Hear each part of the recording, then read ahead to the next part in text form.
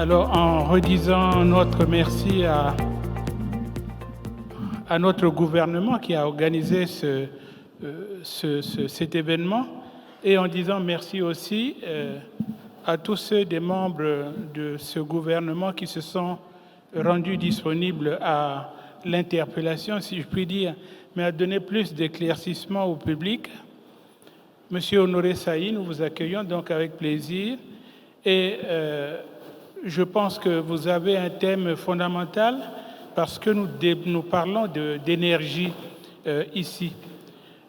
Depuis hier, nous avons entendu plusieurs réflexions autour d'un développement beaucoup plus solide, puisant dans une novation des ressources, dans un esprit de gagnant-gagnant, mais toutes les industries que nous avons envisagées ou celles qui sont déjà en place ne peuvent fonctionner qu'avec de l'énergie. Or, nous le savons tous, le Congo est un pays qui a plusieurs atouts dans ce secteur. Nous avons du soleil pour la production de l'énergie solaire, nous avons du vent même pour l'industrie, pour l'électricité, disons, éolienne. Nous avons des cours d'eau suffisamment puissants pour les barrages hydroélectriques. Et nous avons du gaz, nous avons du pétrole, tout cela aussi peut constituer donc des sources fondamentales d'énergie. Alors, M. Honoré Saï, ministre de l'Énergie et de l'Hydraulique, il n'y a pas à faire beaucoup de discours. Monsieur le ministre, comment se présente ce secteur ?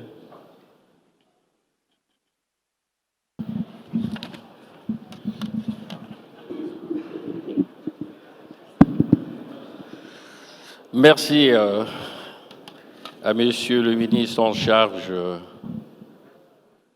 du partenariat public-privé de me placer sur la sellette. Non pas parce que c'est fait avec la mauvaise intention, mais cela me permet davantage de parler d'une question qui taraude les esprits. Tout le monde sait, ce n'est pas de l'énergie que je veux parler de l'électricité. Parce que l'énergie,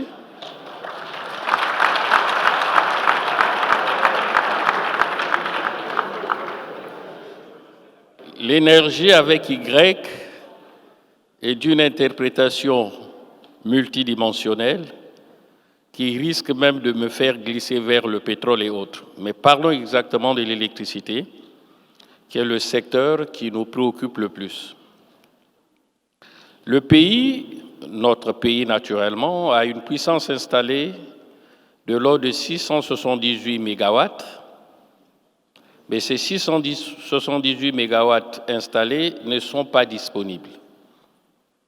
Alors, il faut certainement parler de l'énergie, mais aussi des lignes associées. Et je vous dirai pourquoi. Vous avez eu raison de dire que notre pays peut avoir de l'électricité à partir de la biomasse, commençons par là, et tous ceux qui se promènent constatent à l'entrée déjà du péage de Lufula quelques effets, quelques odeurs apparemment nauséabondes, mais si cette odeur ou ces gaz sont exploités, eh bien, ce gaz peut nous produire de l'électricité. Donc, pour un pays qui produit suffisamment de déchets ménagers, qui a également des déchets solides, la biomasse peut être un élément constitutif de la production de l'électricité. Et depuis un moment, faisant le globe-trotter, nous sommes à la recherche des partenaires qui pourront facilement gérer cette question, qui sera non pas seulement celle de l'électricité, mais celle de l'environnement, mais aussi de l'hygiène. Vous savez combien nos villes, comment notre consommation s'oriente davantage vers la création massive des biomasses. Nous avons également, comme vous l'avez indiqué, de l'énergie éolienne. On a deux massifs qui peuvent bien permettre de produire de l'électricité. Nous avons le massif du Chahut, le massif du Mayombe, mais aussi notre portée sur la mer. Pour ceux qui ont l'habitude de regarder le journal, ils remarquent souvent qu'à un certain moment, on nous donne des marées hautes, des marées basses, qui sont fonction du mouvement de l'air vers la Terre. Vous avez de l'énergie solaire photovoltaïque et nous avons le bénéfice, nous, notre pays, d'être à cheval sur l'équateur.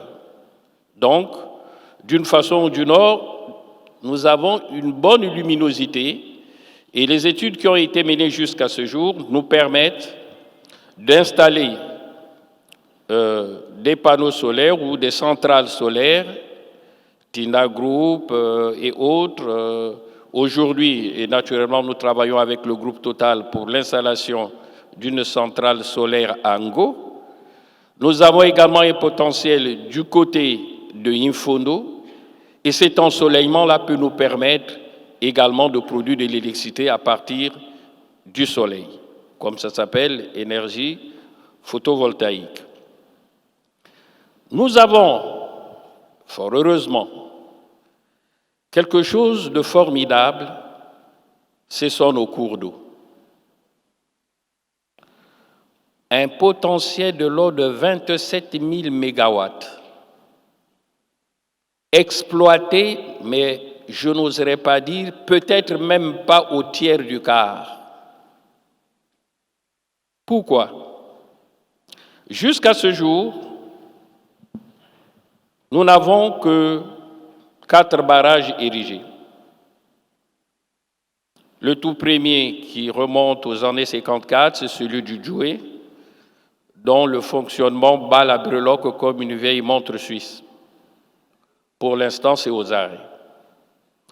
Nous avons le barrage de Mukukulu, construit dans les environs des années 60, mais lui aussi, avec 74 mégawatts, d'une vieille technicité, qui, au lieu de prendre l'ensemble de la chute, s'est arrêté en amont, alors que le développement de l'ensemble de la chute aurait pu nous permettre de produire plus de 100 mégawatts. Nous avons la centrale de l'Ueso, 120 mégawatts, et enfin la centrale de l'Ueso avec 19 mégawatts, aujourd'hui exploitée à peu près à la proportion de 5 mégawatts pour 14 autres disponibles mais non affectés. Voici la réalité en termes de barrages hydroélectriques dans notre pays.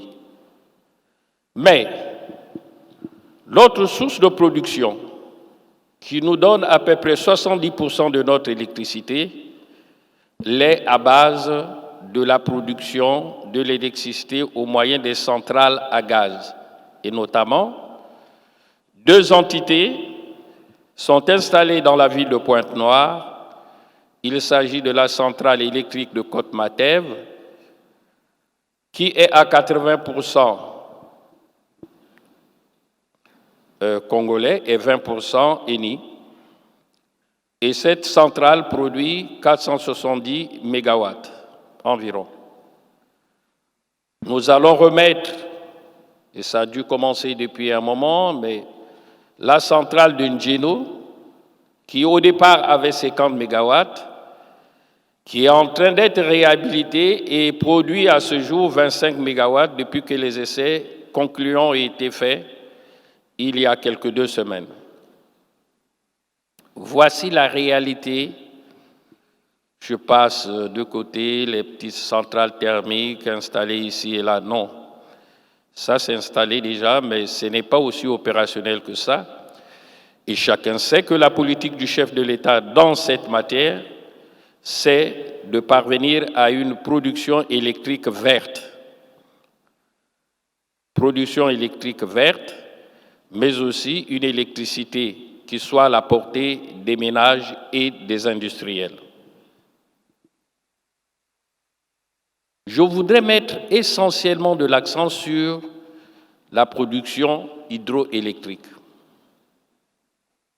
Dans la production hydroélectrique, nous avons aujourd'hui sérié 6 bassins de production. Le premier bassin de production qui est accolé à un développement économique subséquent, c'est le bassin dit du Kouilou-Pointe-Noire, avec 2 sites aujourd'hui repérés, qui sont le site de Sounda pour 800 MW et en aval, le site de Kakamoueka avec 700 MW. Ainsi donc, on peut avoir dans ce bassin une production hydroélectrique de l'ordre de 1500 MW qui porterait sur la fourniture d'électricité, aussi bien dans la ville de Pointe-Noire, dans le Kouilou, mais cette même électricité peut être affectée aux zones économiques spéciales et au développement de tout ce qu'il y a comme potentiel industriel dans cette zone. Nous avons un deuxième bassin, c'est le bassin dit du Niari avec l'Alekoumou, couplé sur 2 rivières. Sur la rivière dite Louessé, avec une série de cascades dont on dit, et j'ai suivi Monsieur le ministre en charge du partenariat public-privé, dire que nous étions non seulement une terre d'hospitalité, je prends le revers, mais une terre d'opportunité parce que nous sommes gâtés par la nature à partir de ce cours d'eau. En cascade, nous avons le site dit site de Morala, pour un potentiel de 101 MW. Nous avons le site de Nyanga, tout proche du village d'un ministre présent dans la salle, en charge des questions des zones économiques spéciales, qui est de l'ordre de 230 MW. Après ce site, toujours sur le même cours d'eau, la Louissi, nous avons les 3 sites de Ibabanga qui ont environ 510 MW de potentiel. Après quoi, à l'approche de Makabana, nous avons un site qu'on appelle le site de Bikongo qui a 150 MW. Vous me direz pourquoi j'ai parlé de l'Alekoumou alors que le Niari ne coule que, plutôt la Louessé ne coule que dans le Niari. Mais non, il y a un cours d'eau qui se jette dans la Louessé qu'on appelle Ampoukou. Et là, il y a un site qu'on appelle le site de l'Ampoukou qui a un potentiel de 180 MW. Vous verrez bien que l'électricité qui sera produite au Niari, tout comme dans l'Alekoumou, a déjà un potentiel preneur ou des potentiels preneurs. Nous avons l'exploitation du fer de Mayoko et nous avons aussi l'exploitation du fer de Zanaga-Bambama. Pour l'enseigne, pour la gouverne de tous, la société MPD s'est engagée à s'approprier environ 170 MW du site de l'Ampoukou. Troisième bassin capable de nous fournir de l'électricité, et j'en appelle donc aux investisseurs de s'y intéresser. C'est le bassin de la Bouenza.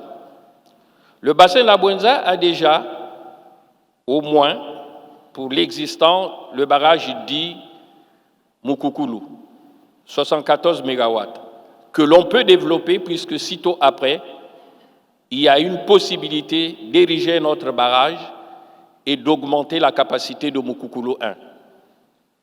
Mais on est gâté, si bien gâté que quelques encablures après, avant que la rivière Bouenza ne se jette dans le Niari, il y a un site dit Mukukulu 2 dont la capacité est de l'ordre de 410 MW. Là également, tous les développements sont orientés vers une activité économique et c'est une zone à vocation agricole. Tout le monde sait que nous avons annoncé ici en partenariat avec le groupe ENI l'érection des plantations de ricin, 160 000 hectares environ, et le président l'a solennellement annoncé. Nous savons également que là, il y a les polymétaux de Mpassa. Et donc, cette énergie, sans qu'on ne dise à quoi elle servirait, peut être affectée au développement de ce que nous appelons ce bassin agricole, plutôt agro-industriel, et aussi ces mines de Passa. Arrive un quatrième bassin. Le bassin, je suis obligé de le disséquer en deux pour qu'on ait 6 cette fois. Le bassin du Poul. Le Poul à la Louflakari, un site de 50 MW à 50 km de Brazzaville. Le Poul a le site dit en cheval avec les plateaux de Kouembali. Nous sommes toujours dans l'ordre de 120 à 150 MW. Mais il y a aussi, à 150 km toujours de Brazzaville, le site dit de Mwangabapita, qui peut produire jusqu'à 210 MW. Et en sortant donc du Poul, revenons à Brazzaville et nous étions obligés de l'affecter à Brazzaville. Pourquoi Brazzaville? Eh bien, victime du gâtisme naturel, on a un fleuve qui coule si merveilleusement, le fleuve Congo. Voudra-t-on placer quelques productions électriques au moyen de la vitesse que l'on constate dans ces cascades? On aura de l'énergie hydrolienne. Voudra-t-on ne plus construire des barrages? On fera des chéneaux. Alors, grâce à l'étude des constructions des chéneaux, nous sommes arrivés à déceler 6 sites qui nécessitent que je prenne mes notes pour vous dire exactement qu'en déviant le quart du fleuve Congo, nous avons les puissances que voici.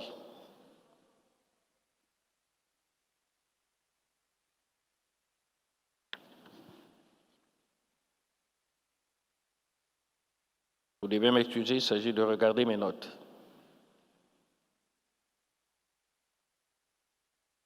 Voilà, on y est. Le site de Ntoula, capacité 535 MW. Le site de Linzolo, capacité 555 MW. Le site de Mbazandunga, capacité 630 MW. Le site de Kiteke, capacité 510 MW. Le site de Kinyangi, capacité 715 MW. Le site de Kilanga, capacité 1310 MW.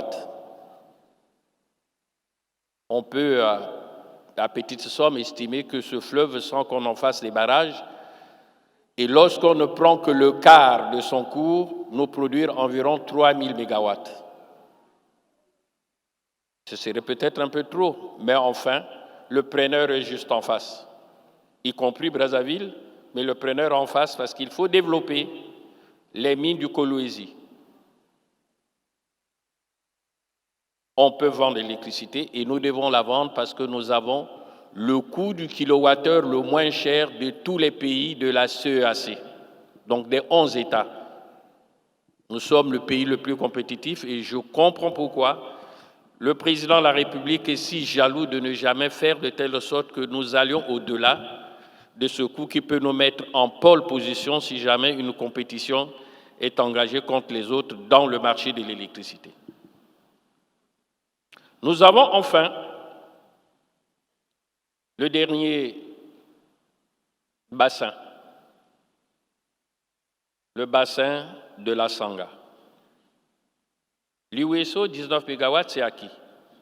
Mais nous sommes en partenariat également avec la République du Cameroun pour la construction du barrage dit Cholet. 600 MW que nous devons nous partager avec la République camerounaise qui en prendrait 300 et notre pays également qui en prendrait 300 parce que érigé au Congo, les effets peut-être négatifs seront du côté du Cameroun. Voilà ce potentiel, mais qui est même une sorte d'invite à l'investissement. Si nous ne pouvons nous limiter aux affectations économiques pour chaque bassin, mais il reste également que la politique de construction des barrages hydroélectriques aujourd'hui intègre une autre dimension, c'est la dimension économique et touristique. Ce sont des très bons sites de rétention d'eau qui peuvent permettre le ski nautique. C'est des bons lieux de rétention d'eau où l'on peut favoriser la ponte des poissons, y compris des écrevisses. On aura par ce fait-là augmenté la production et des poissons et des crevettes ou misala que nous aimons très bien et dont raffolent certaines femmes qui veulent bien passer à la très bonne cuisine. Nous avons également cette rétention d'eau pour booster l'agriculture. On n'aura plus besoin de faire des irrigations puisque l'eau est là et disponible. Et enfin, malheureusement, ce n'est pas de cela qu'on parlera aujourd'hui, il y aura enfin des rétentions d'eau pour que nous puissions mettre des exhors, capter l'eau et la mettre à la disposition de nos populations. Voilà, Monsieur le ministre, voilà, Messieurs les panélistes, ce que je peux dire d'emblée pour ce qui peut ressembler à une introduction, mais il a été tout autant aussi un développement. Merci.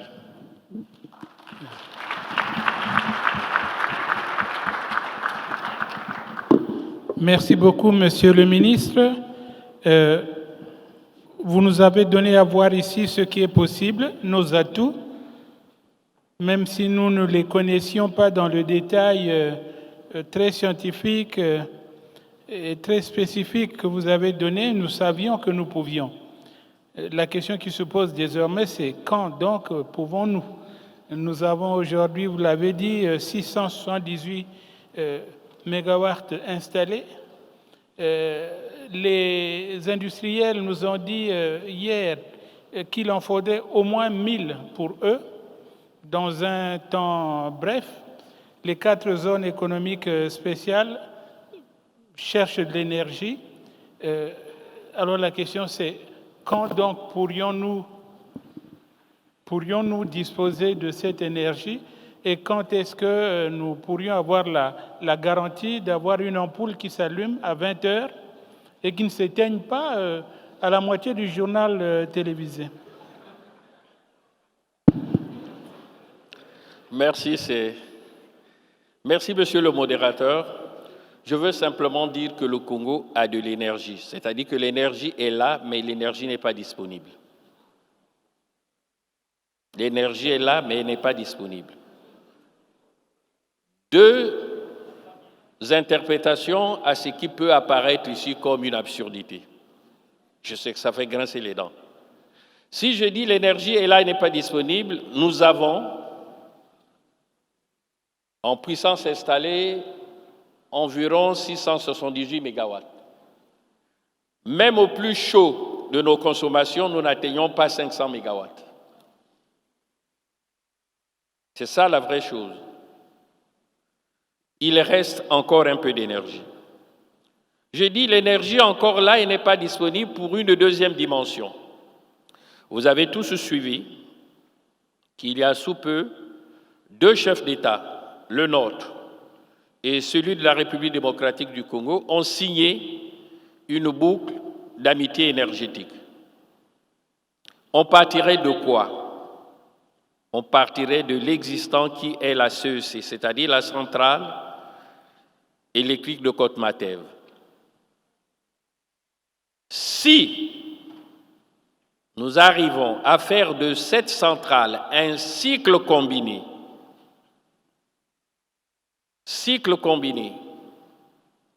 Parce qu'aujourd'hui, l'exploitation de cette centrale souffre d'une situation particulière, c'est le prix du gaz.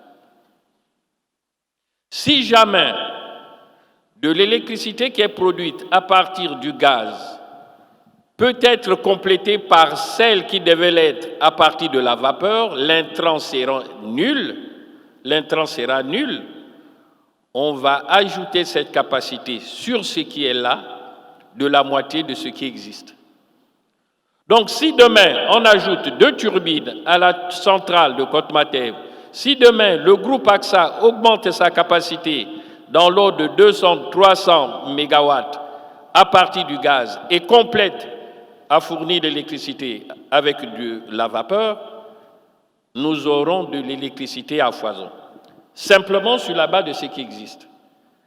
Maintenant, comme il s'agit, dans l'optique de ce forum, d'interpeller les opérateurs économiques, s'ils s'engagent, eux, à construire ou les barrages ou les chéneaux, nous aurons à la fois de l'énergie verte, mais en quantité. Un potentiel quand même de l'eau de 27 000 mégawatts, c'est quand même l'invite, c'est l'appel aux investisseurs. Pour un pays dont le prix du kilowattheure est le moins cher, d'un pays qui se trouve en compétition avec entre 11 États, c'est quelque chose de formidable. C'est le premier point de la réponse d'une télé qu'on regarde et qui s'arrête d'elle-même, peut-être involontairement. La permanence de l'électricité. Je crois que c'est de ça qu'il est question. J'ai dit l'énergie est là, mais n'est pas disponible. Le deuxième volet, c'est le transport de l'électricité. Eh bien, on a dormi sur nos lauriers pendant un moment. Les lignes de transport devaient être de l'ordre de 400 kV maintenant. Avec tout ce que l'on produit à Pointe-Noire, on ne consomme déjà pas ce que l'on produit parce que les lignes qui devaient transporter de l'électricité ne peuvent pas transiter la capacité produite. Il faut être franc, non? Et nous appelons une fois de plus les opérateurs économiques à s'y investir. Nous avons ensuite dans nos villes, depuis INELCO et les autres, des distributions d'électricité sur la base d'une diversité de capacités de transport, allant de 110, 120, 66, 24. Toute cette disparité demande une harmonisation qui permettrait que toutes les villes, dans leur transport électrique et dans leur distribution, toutes nos villes soient refaites. Ou plutôt que le transport dans toutes ces villes soit refait.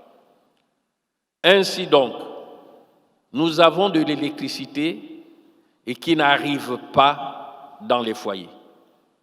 Soit en partant de Pointe-Noire pour ici, soit que lorsqu'elle arrive là, les transfos sont désuets, il faut être responsable de conduire des nouveaux changements, d'apporter certaines bonnes choses, et je veux vous dire que le problème qui se pose aujourd'hui en termes de délestage à Brazzaville ne se pose plus à Pointe-Noire. Et si la technique ne nous fait défaut, je crois qu'à partir du mois d'octobre, le courant sera stable à Brazzaville.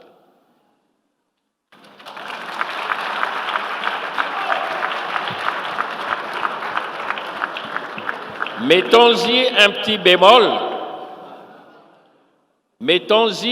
bémol, justifié par deux faits. Le Congo est un pays dont le taux de foudre est le plus élevé au monde.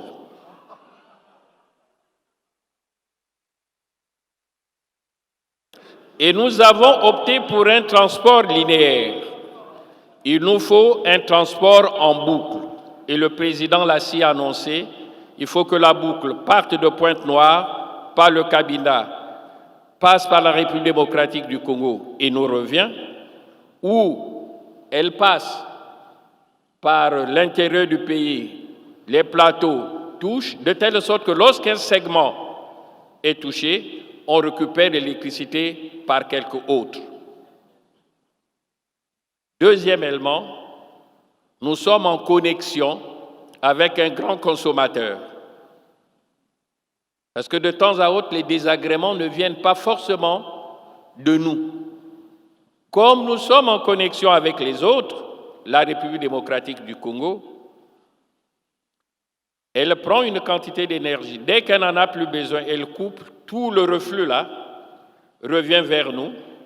Eh bien, les centrales ne supportent pas cela. Les plus alertes sont les centrales à gaz qui, dès qu'elles vont à 70% de fourniture, eh bien, même au milieu du repas, vous risquerez de vous tromper de fourchette et de cuillère.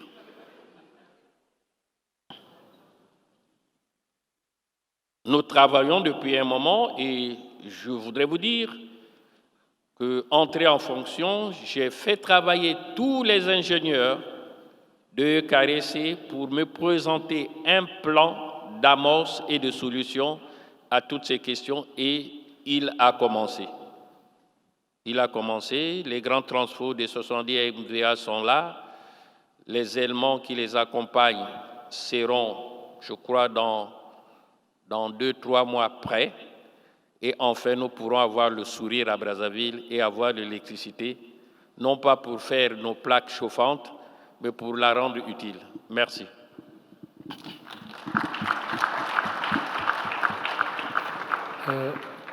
Merci, Monsieur le ministre. Ces informations sont utiles et importantes et je pense que chaque Congolais trouvera important et utile qu'elles soient disponibles chaque fois que de besoin. Notre session se poursuit en espérant, Monsieur le ministre, sous votre contrôle, qu'il n'y ait pas de délestage ici. Je suis sûr d'une chose, je suis rationnel, mais pas traumaturge. Je ne peux pas être magicien. Je vous ai décrit les phénomènes pour lesquels on a des départs involontaires de l'électricité. Je vous ai dit notre capacité installée, et s'il arrive un désagrément, c'est malheureusement de l'ordre de l'accident, du contingent, de l'imprévisible. Merci. Alors là, nous étions dans le cadre, je dirais presque théorique, en tout cas le cadre de la volonté ou des espérances. Passons maintenant au côté pratique des choses. Nous avons avec nous 2 spécialistes, 2 experts que le Congo a approchés et qui prennent part à ce forum avec intérêt. Il s'agit, je ne parle pas de graduation, mais dans l'ordre de ce qui m'est donné ici sur le papier. Donc, de M. Laurent Van Hoek, il est directeur des opérations à Bebox, qui est une entreprise chargée, spécialisée dans les énergies renouvelables. Alors, il est avec nous ici. Et essayons d'entendre qu'est-ce qu'ils peuvent faire pour nous, pour le Congo, pour améliorer cette situation que nous déplorons parfois. Merci. Merci Votre Excellence, Monsieur le Ministre, pour l'invitation. Donc, je suis Laurent Van Hoek, un des cofondateurs de Bebox. Il y a quelques semaines, je me retrouvais sur un panel similaire à Londres et je suis vraiment content d'être à Brazzaville. Je suis vraiment étonné par la taille de la salle. Je ne m'attendais pas à ça et par le nombre d'invités. Donc, merci encore pour l'invitation. Donc, aujourd'hui, si vous regardez en Afrique, si je regarde au-dessus du Congo-Brazzaville, il y a 600 millions de personnes qui vivent encore sans accès à l'électricité. Comme Monsieur le ministre disait, l'énergie, elle est souvent là, les rivières sont là. Aujourd'hui, l'Afrique, c'est 40% du potentiel solaire mondial. Mais aujourd'hui, en Afrique, il y a seulement 1% des panneaux solaires dans le monde. Donc c'est une aberration et il faut que ça change. Donc, le gros challenge des gros projets hydroélectriques, c'est que produire l'électricité, c'est facile. La distribuer, c'est difficile, ça coûte cher. Une connexion moyenne, si on prend la génération, la transmission, la distribution, on est à $2000. Donc en fait, Bbox, nous on a lancé cette société il y a 10 ans pour développer des solutions d'énergie renouvelable décentralisées pour subvenir aux besoins de base des populations non électrifiées. Aujourd'hui, au Congo-Brazzaville, le gouvernement a fait un bon travail. Vous avez un taux d'électrification au-dessus de 60%. C'est bien mieux que votre voisin, où c'est le taux d'électrification le plus bas au monde, avec moins de 10%. Mais il y a encore 40% de foyers qui vivent dans le noir aujourd'hui. Et en Afrique, il y a 600 millions de personnes qui vivent encore dans le noir. Donc aujourd'hui, sur notre plateforme, on déploie des kits solaires. Donc c'est des solutions solaires indépendantes pour les foyers. Donc chaque foyer a son panneau solaire, sa batterie, sa télé, son éclairage. On développe des mini-réseaux solaires pour des communautés. Et on développe aussi évidemment des solutions de cuisson propres. Aujourd'hui, Bbox, en 10 ans, on est le leader mondial dans l'électrification hors réseau. On a déjà électrifié 3 millions de personnes et on gère environ un demi-milliard d'actifs. Ce n'est pas des actifs comme un gros barrage hydroélectrique, c'est des actifs décentralisés. Donc aujourd'hui, c'est des millions de foyers, des millions de systèmes solaires qui sont installés directement chez les clients. Aujourd'hui, Bbox, on est un partenaire stratégique de 12 pays à travers l'Afrique. On appuie ces gouvernements dans leur stratégie d'électrification rurale et hors réseau. Le but, beaucoup de gouvernements veulent arriver à l'électrification universelle d'ici la fin de la décennie. Et beaucoup de ces gouvernements savent que ce n'est pas juste les gros projets hydroélectriques, les gros projets de transmission qui sont la solution. Il faut un mix énergétique avec des solutions décentralisées. Je prends l'analogie du réseau GSM. L'Afrique n'a jamais eu un réseau traditionnel téléphonique avec des câbles. L'Afrique est directement passée à la technologie GSM. La même chose va se produire aujourd'hui dans les énergies renouvelables et dans des solutions décentralisées plutôt que centralisées. Je vais prendre 3 exemples. Au Rwanda, Bbox électrifie plus de 10% de la population et le gouvernement veut que 50% du pays soit électrifié par des kits solaires. Au Togo, même chose, on électrifie plus de 10% du Togo. Et en RDC, on est la 2e plus grande société d'électrification en termes de connexion, comparée après la Société nationale de distribution. Donc, pour arriver à ces chiffres, et notre croissance, elle est soutenue par le soutien de ces gouvernements et des partenaires de développement. Aujourd'hui, c'est des centaines de millions de dollars à travers l'Afrique qui sont débloqués pour pouvoir accélérer et rendre ces technologies renouvelables, abordables aux clients qui n'ont pas accès à l'électricité aujourd'hui. Je prends l'exemple du Rwanda, ils ont 50 millions de dollars pour les subventions. Je prends l'exemple de la RDC, la Banque mondiale vient de mettre 200 millions de dollars pour subventionner ces technologies. Et j'espère évidemment qu'ici, au Congo-Brazzaville, on puisse travailler sur des programmes similaires. Donc, sur le solaire, 40% du potentiel solaire se trouve en Afrique, mais 1% des panneaux solaires aujourd'hui sont installés en Afrique. Il y a 3 défis majeurs qu'on doit relever. Le premier, c'est la stabilité du réseau.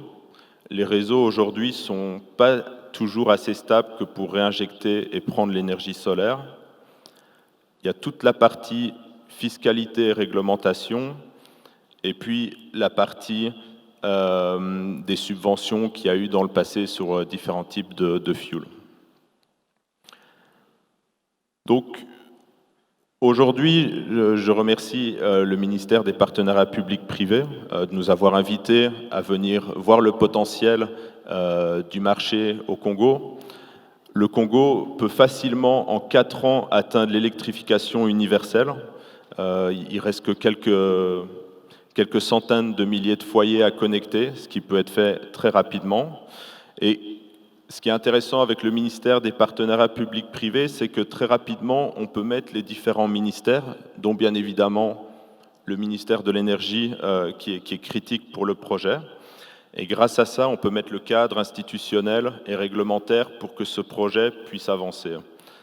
Donc, nous, notre ambition, on va investir 100 millions de dollars sur les 4 prochaines années au Congo-Brazzaville. Ça va nous permettre de connecter 300 000 foyers et ça va permettre au gouvernement d'être un des seuls pays d'Afrique subsaharienne à atteindre l'électrification universelle d'ici 2025. Donc voilà, en gros, on a les accords de principe. Je suis heureux d'être ici à Brazzaville et j'espère que d'ici la deuxième moitié de l'année, on puisse lancer nos opérations. Merci.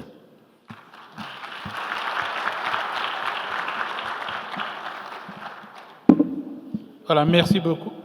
Merci beaucoup. Donc, voilà des raisons d'espérer.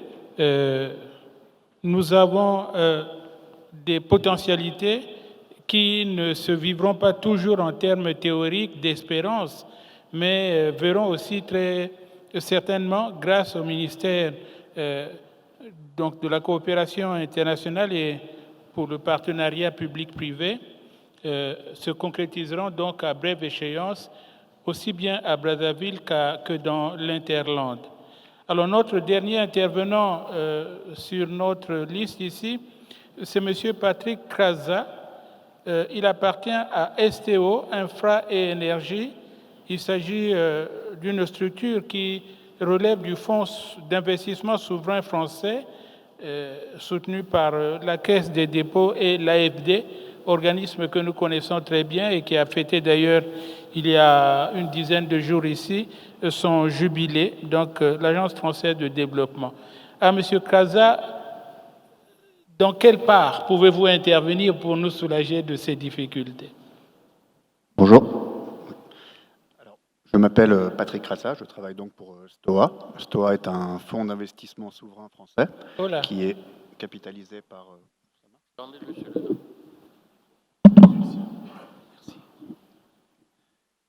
Un fonds d'investissement souverain français capitalisé par la Caisse des dépôts et par l'Agence française de développement, qui a vocation donc à investir en fonds propres dans des projets d'énergie et d'infrastructures dans les pays émergents et en Afrique en particulier.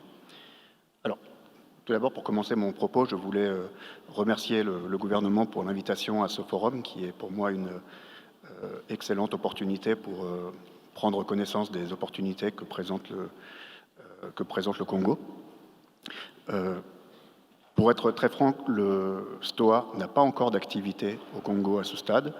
STOA est une entité relativement récente qui a été créée il y a moins de 5 ans. Nous avons déployé le fonds essentiellement en Afrique de l'Ouest et un petit peu au Gabon pour le moment, mais n'avons pas encore eu l'opportunité d'investir au Congo.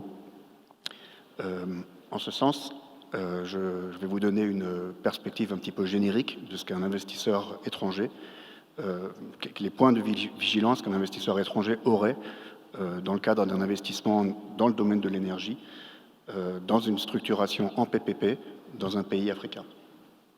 Alors, Monsieur le ministre a bien mis en avant le potentiel énorme que le Congo présente, notamment en matière hydroélectrique. Et il va sans dire que la réalisation de ce potentiel est une tâche assez complexe, particulièrement en structuration PPP, dans la mesure où il faut faire fonctionner justement un partenariat public-privé qui implique que toutes les parties soient bien à même de faire face à leurs obligations et à leurs agendas. Alors du côté de la partie publique, ça commence par la mise en place d'un cadre réglementaire qui soit lisible pour l'investisseur étranger, avec des institutions qui soient dotées des moyens nécessaires pour faire face à leurs obligations au titre des différents contrats de projet, notamment un régulateur et notamment un acheteur d'électricité qui ait donc les moyens de faire face à ces obligations au titre des paiements d'électricité. Donc, en d'autres termes, des liquidités requises sur le long terme pour payer l'électricité aux producteurs indépendants. C'est bien de cela dont on parle ici, hein, c'est un PPP énergie. dans le cadre duquel la production serait déléguée à une entité privée et qui rembourserait son investissement par des ventes d'énergie à l'État. Donc un cadre réglementaire clair et lisible et doté des capacités requises, et également un plan de développement qui soit cohérent par rapport aux ambitions et aux moyens des équipes qui vont le déployer. Concernant la partie privée, la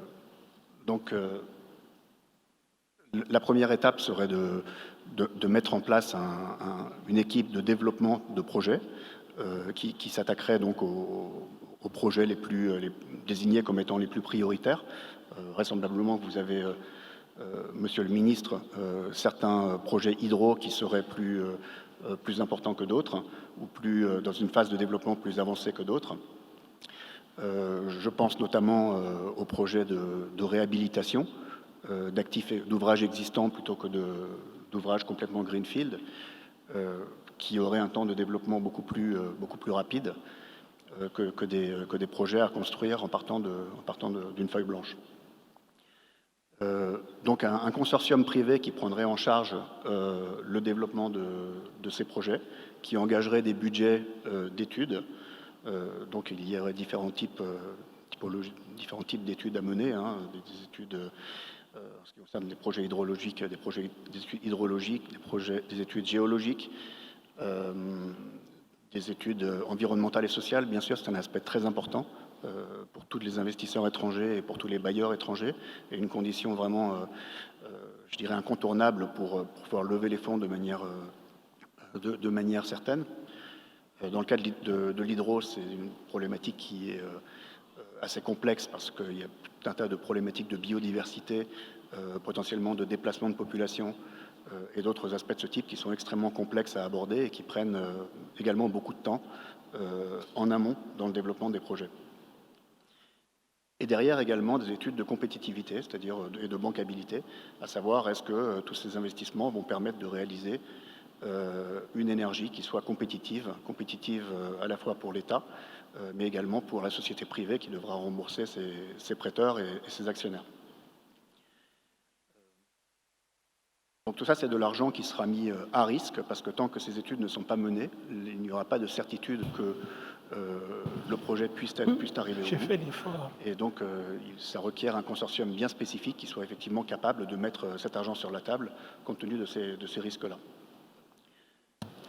Le consortium pourra inclure typiquement des fonds comme STOA, parce que nous sommes capables de prendre ce risque de développement-là. Nous associerions bien sûr un opérateur, un partenaire technique, ainsi que potentiellement d'autres partenaires financiers avec nous pour le partager. Dans le process de développement, nous envisageons également un process très coopératif et en transparence avec le gouvernement. Et dans le cas du Congo, avoir des interlocuteurs dynamiques et un ministère de la coopération transverse, donc qui puisse coordonner les agendas des ministères de l'énergie, des ministères des finances, est un atout et clairement une clé de réussite dans les négociations de développement de ces projets. Donc dans le cadre du développement, une fois qu'on a un accord sur des prix de sortie, sur les contours du projet, on peut ensuite envisager la signature d'un contrat de concession et d'un contrat d'achat d'électricité. En parallèle, on aura fait l'exercice de montage des financements, qui sont en général faits par un mix de fonds propres amenés par des investisseurs tels que nous et par des bailleurs généralement des agences de développement international qui prêtent à long terme et qui sont, je pense, ouvertes pour le Congo. Process de financement, donc suivi de la construction du projet. Là encore, pour le cas d'un projet hydro Greenfield, on parle au bas mot 2 ans de construction avant de pouvoir générer la première énergie. Donc le message, c'est que oui, l'hydro est certainement une solution de long terme extrêmement intéressante pour le Congo, mais elle ne sera pas disponible du jour au lendemain. Il y a un temps de développement incompressible qui est de l'ordre de 3 à 5 ans. Peut-être un peu plus rapidement pour les projets de réhabilitation d'actifs existants plutôt que de greenfield, et qu'entre-temps, d'autres solutions devraient peut-être être envisagées, comme peut-être le gaz qui est peut-être plus rapide à déployer, et certainement des solutions de mini-réseaux ou off-grid, telles que mon collègue de Bbox les a décrites précédemment. En tout état de cause, STOA est très intéressé d'engager un dialogue avec le gouvernement du Congo pour voir les opportunités sur lesquelles elle pourrait s'inscrire et vous aider donc à développer ces unités de production. Merci Monsieur Kraza. Nous avons eu quelques difficultés de micro, mais je pense que l'essentiel est arrivé aux oreilles des participants. Et en conclusion donc de ce panel, qui se terminera comme les autres par 3 ou 4 questions, pas seulement au ministre Saï, mais à tous ceux qui ont pris la parole ici. Donc en conclusion, nous pouvons nous rassurer si tant est que si l'inquiétude existait quelque part, que nous avons à la fois les potentialités pour réaliser nos ambitions en matière d'énergie, et que nous avons les mieux-disants aussi pour nous mettre à la disposition les facilités du moment, et que nous avons aussi la possibilité d'engranger ces financements innovants dont nous parlions au début hier, avec l'aide et l'appui de nos partenaires, même parmi les plus anciens. Alors, 3 questions, s'il vous plaît. Vous vous présentez et vous dites à qui vous destinez votre question. Oui, s'il vous plaît.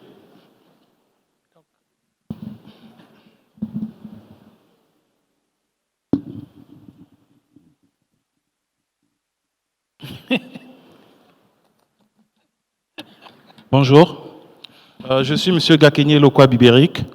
J'adresse ma question à Monsieur le ministre de l'Énergie. Comme tout citoyen lambda congolais, on aimerait savoir qu'est-ce qui est devenu Imbulu puisqu'on n'en parle plus. Il y a plusieurs années, on nous avait parlé du barrage hydroélectrique d'Imbulu, mais ça fait un bout de temps, on n'entend plus parler de ça. Alors on aimerait savoir qu'est-ce qu'il devient. Et puis une fois, j'ai vu le documentaire j'ai vu l'émission documentaire de M. Patrice Bébéni. Dans les années 60 ou 70, je crois, on avait dit que l'industrialisation du Congo ne se ferait pas sans le barrage de Sunda. Alors, qu'est-ce qu'il devient, le barrage de Sunda? Ça a été créé ou jamais créé? C'était ça ma question.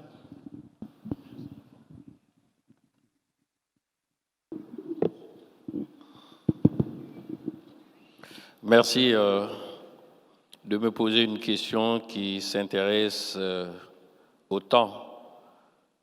Le barrage d'Imbulu deviendra, mais il est d'abord. Le barrage il produit ses 74 mégawatts. Il est là, quoique vieux, quoique d'une vieille technologie. Et aujourd'hui, je peux mettre à votre disposition quelques informations qui relèvent aujourd'hui de la négociation, de la concession du barrage d'Imbulu, du barrage de Mokukulu, le barrage de Liweso, c'est déjà fait.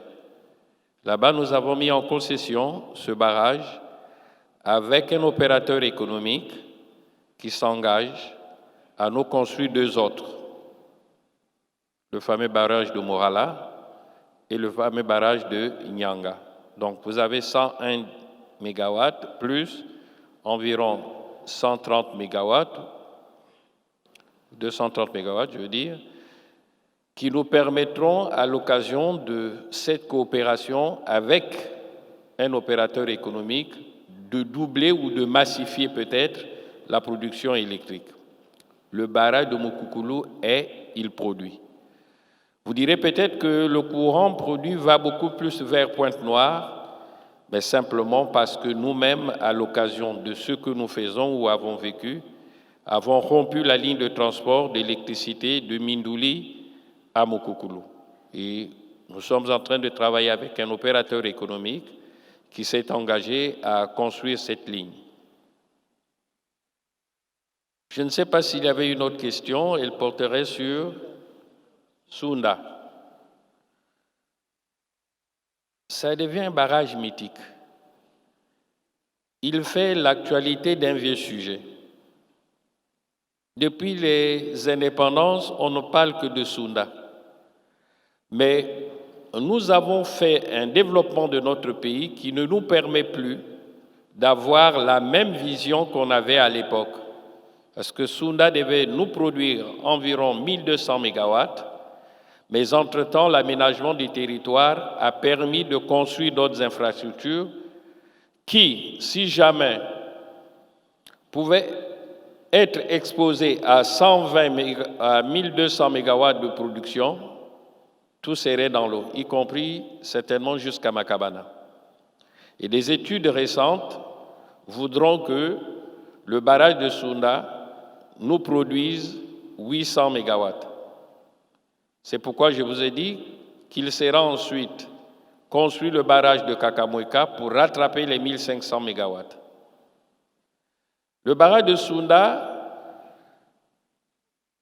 comme vous le savez, souffre d'un phénomène, c'est celui des apports et des capitaux. On a trouvé un preneur qui malheureusement n'est pas à la hauteur des capacités qu'il avait exposées.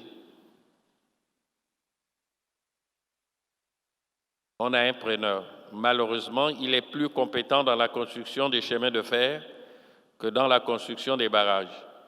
Il devrait nécessairement s'associer à un autre porteur pour être construit. Mais tant que les choses se trouvent dans le tuyau, autant mieux ne pas en parler. Nous sommes en train de travailler effectivement dans le cadre de développement des bassins tels que je vous les ai développés pour faire de telle sorte que un jour, nous ne revenions pas sur un sujet que nous avons déjà abordé depuis longtemps et qui date même des indépendances. Il sera fait. La promesse a été faite par le chef de l'État. Et nous travaillons durement sur ces questions, mais qu'on se rassure, en y mettant un peu de patience, en espérant que des appels organisés de ce genre pourront intéresser davantage des opérateurs économiques, nous le pourrons. Mais nous le pourrons parce que nous avons le bénéfice d'un cadre institutionnel et juridique. Vous le savez bien, ce que nous ne pouvons plus faire par nous-mêmes, nous en tant qu'État, peut-être même au moyen de l'endettement auprès des tiers, nous pouvons le réaliser par BOT. L'abréviation du concept Build, Operate and Transfer, ou bien Build, Own, Operate and Transfer, BOOT. Ça veut tout simplement dire que l'invite au partenariat privé est là. Nous pouvons faire de telle sorte qu'ils construisent dans notre pays des infrastructures qu'ils se doivent d'amortir au plus tard dans 30 ans. 30 ans après, ça devient la propriété de l'État congolais qui peut continuer à l'exploiter par lui-même ou continuer la concession. Ce sera cette fois-ci un problème de service fait. C'est ce à quoi on s'attend et c'est ce sur quoi nous travaillons. Merci. Voilà, merci Monsieur le ministre, merci pour les questions. Je suis désolé d'avoir à interrompre cet échange qui s'annonçait passionnant. Le temps qui nous est imparti est épuisé et il y a d'autres communications à entendre. 2 minutes. On sollicite votre indulgence, sinon vous n'aurez pas Nous vous l'électricité. l'accordons, Monsieur le ministre. Nous vous accordons 2 minutes, s'il vous plaît. Pardon. Nous vous accordons les 2 minutes, Monsieur le ministre. Merci. Merci beaucoup. Voilà. Parce que si je me lève, jamais l'électricité, ça ne continue pas. Et je pense que Monsieur le ministre a bien raison, n'est-ce pas? Voilà. Voilà. Donc, s'il vous plaît, alors, une question. Je vous rappelle que nous n'avions pas que de l'hydraulique ici, nous avions aussi de l'électricité, disons, solaire. Et notre pays est un pays de soleil, alors je suis étonné que vous ne posiez pas de questions dans ce domaine. Mais si vous permettez, Oui. les exposés qui ont été faits montrent que nous avons, dans cette transition énergétique, l'usage du mixte. Nous avons un mix, et ce mix concerne également le solaire et autres. Mais entre cette urgence, cette exigence de tout utiliser, il faut aussi penser aux questions de transfert des technologies. Le développement au monde, il est inégal, et je voudrais dire à beaucoup de nos collègues, lorsque nous participons à certains collègues, la pensée porte aujourd'hui non même plus sur le soleil, même plus sur l'éolienne, ils sont sur l'hydrogène. Le temps de maîtriser cette technique, le temps de faire des transferts des technologies, il vaut mieux déjà nous adapter à ce que nous connaissons. Vous savez, le solaire aujourd'hui, c'est des panneaux qui vont de génération en génération, mais dont l'obsolescence est vite programmée. Ils viennent, nous avons besoin d'une transition énergétique, mais que les opérateurs économiques exploitent davantage le potentiel que nous avons en hydroélectricité. C'est périn, c'est environ, pour l'instant, 300 tours par minute, mais quand vous comparez, par exemple, à l'électricité gazière, ça fait 3000 tours par minute. L'entretien, l'appel aux ingénieurs, aux techniciens coûte plus cher que la construction même d'une autre centrale. Alors, ce dont on n'est pas capable, essayons de le prendre avec un peu de pincette, mais là où il y a possibilité d'aller plus loin, eh bien, faisons-le, le temps de rattraper technologiquement les autres. Merci. Voilà. Merci, Monsieur le Ministre. Cher modérateur, je vais devoir reprendre la parole, s'il vous plaît. Merci. Merci. Merci. Chers participants, nous vous encourageons à vous rapprocher des intervenants pendant donc la pause ou même à la fin de cette rencontre pour échanger autour justement de notre thématique du jour. Monsieur le ministre nous fait savoir qu'il est disponible. On applaudit encore une fois pour son intervention, s'il vous plaît. Messieurs les ministres, distingués invités, mesdames et messieurs, nous allons marquer une petite pause déjeuner et nous nous retrouverons juste après pour le panel numéro 3 sur les transports. Encore une fois, merci à vous et bonne pause. Merci.